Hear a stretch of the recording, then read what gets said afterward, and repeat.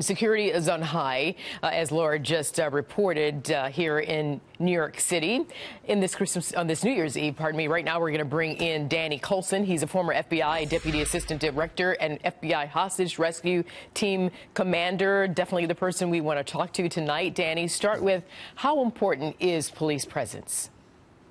Oh my gosh, just the mere presence of what they have there, the dogs, the heavily armed police, that could deter anything happening there, because you have to remember, these people that would attack us want to be successful, and if they see that kind of presence, they may go someplace else or decide not to do it. So that New York City gets it right. They do a great job there. They're probably the best in the world at what they do, and I'm looking for a really good night for everybody that's going to celebrate our new year. Yeah, New York City is the best for sure. The police here are excellent.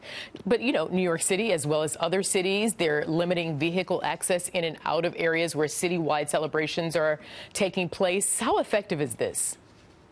Well, you know what? We have to look at security differently now than we did, say, even a year ago, where we have attacks by vehicles, we attack from the top, from the bottom.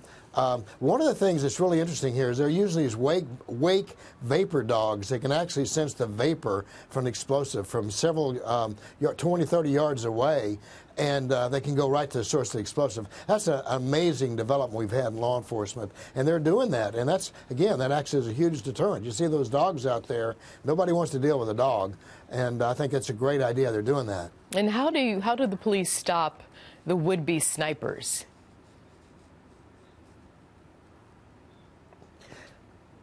Well, basically, you cover all the bases. They have policemen inside hotels. They've talked about having hostage rescue capability, which is really a rapid entry situation.